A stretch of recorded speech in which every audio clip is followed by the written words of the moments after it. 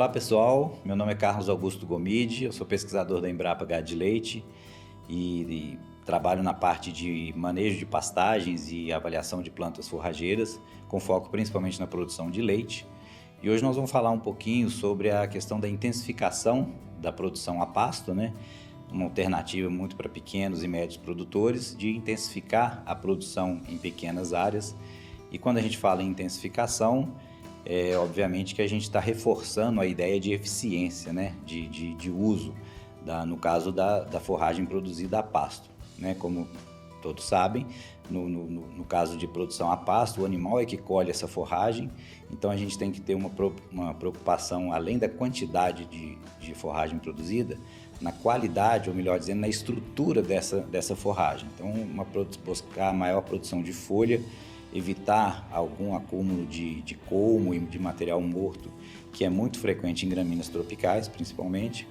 E quando a gente está falando de intensificação, a gente fala, obviamente, que a gente começa a pensar em adubação, e a adubação acelera o processo de crescimento das gramíneas, resultando em maior produção de massa de forragem, e com isso a gente eleva a taxa de lotação, ou seja, o número de animais que são suportados naquela pastagem. Mas a gente tem que ajustar o manejo para que esses animais colham de forma eficiente a forragem produzida, né? Então, nesse sentido, eu gostaria de chamar a atenção que as gramíneas tropicais, notadamente aquelas de crescimento cespitoso, ou seja, aquelas que formam toceiras, como o capim pânico máximo, né, mombaça, zuri, etc., mas também ocorrem nas braquiárias e mesmo nos sínodons, o processo de alongamento do colmo e de senescência de folhas.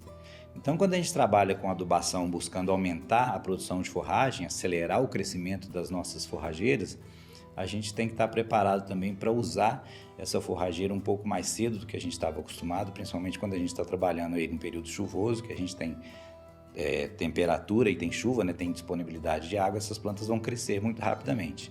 Então, dentro desse período, para a gente ter uma resposta satisfatória dentro da intensificação, a gente vai buscar evitar o alongamento do colmo e o acúmulo de material morto, de folhas mortas, né, que são folhas que foram produzidas e não vão ser consumidas pelos animais. Então, a busca por esse aumento de eficiência passa pelo fato da gente evitar que se acumule colmo e se acumule material senescente.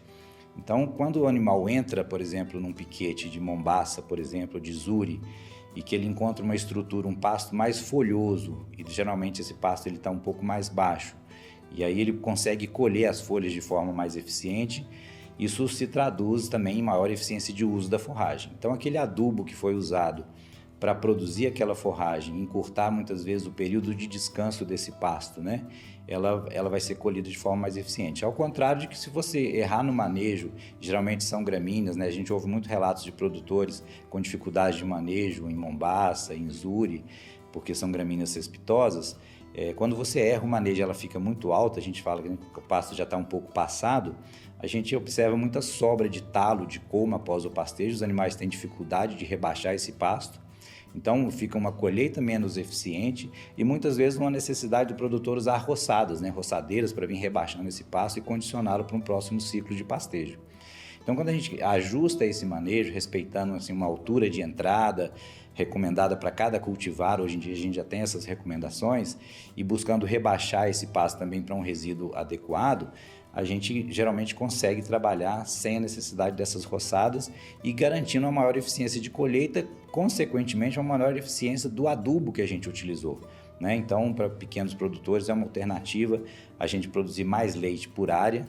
Tem um outro impacto, geralmente quando a gente faz isso, a gente consegue diminuir a área necessária para a manutenção dos animais, a gente também está liberando área para a produção de silagem, né, para a produção de um outro pasto mais adaptado, por exemplo, à condição de seca, e isso reduz a demanda do produtor no período de seca para compra até de volumoso.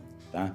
Então, obviamente, quando a gente fala isso também, que a gente vai ser mais eficiente no uso da colheita, a gente está falando que esse pasto ele precisa ter uma adubação de reposição, uma adubação de cobertura, que a gente geralmente faz isso dividido ao longo da estação chuvosa, para que a gente garanta que esse pasto, apesar de ser rebaixado um pouco mais baixo, né? Ele vai ter um resíduo um pouco menor, mas com a adubação adequada e com condições de crescimento de luz, temperatura e umidade, esse pasto tem vigor para rebrotar rapidamente e suportar essa condição e garantir, então, boa produção de leite por hectare.